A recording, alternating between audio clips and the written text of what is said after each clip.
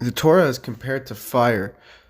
And one of the reasons for this, and not only just the Torah, but the Jewish people and the righteous Gentiles in the relationship to Hashem, is related to fire in the sense that fire, it can give off flames without losing its original source. For example, if you have a candle, you can light infinite candles with that flame, obviously until the candle runs out. But in theory, from a flame, you can light infinite flames from it, and it won't lose its flame. In fact, it can keep giving, and that is like Hashem's relationship with us, because He gave us the Torah, and He gave us commandments, and He gave us life, and He gave us so much. Such a beautiful opportunity and experience that Hashem gave us, and He did not lose out. In fact, He gained. And that's really the secret to life, that when you give, you're actually receiving.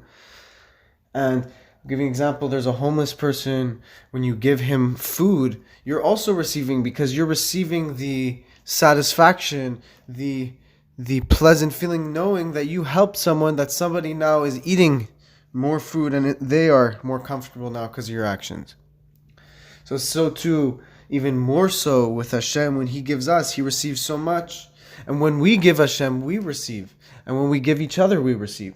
So that's why the Torah is related to fire, because fire can spread. It can just spread and spread and spread, and it doesn't lose anything.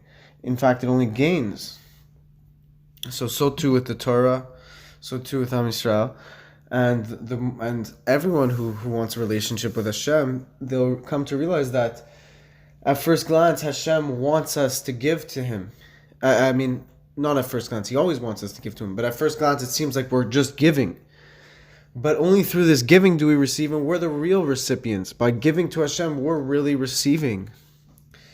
When we, for example, do Shabbat, we're giving over our right to work and our right to use electricity and engage in any mundane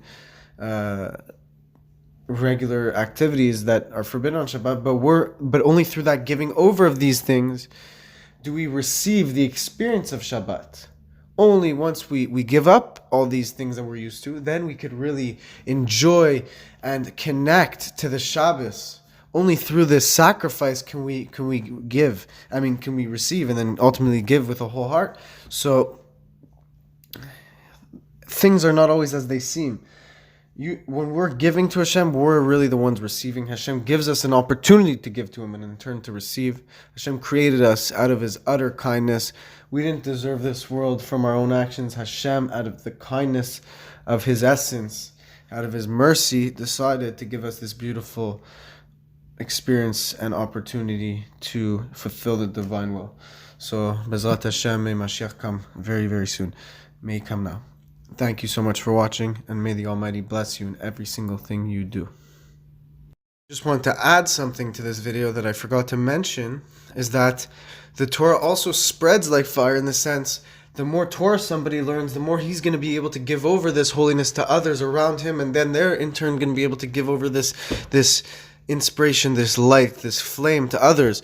So the Torah works that way. The more you indulge, the more you fill your days with Hashem's will, the more you're gonna reflect godliness and shine and give others a taste of godliness and cling on, allow others to cling on to the Creator. Through your service, you're gonna influence others. So it's really it's really an exponential growth, really a snowball effect. The more Torah you learn, the more you share Torah with others, the more this wave will continue, the more this Teshuvah wave will continue, and we'll be able to merit to see Mashiach very, very soon. So thank you so much, and may it be today.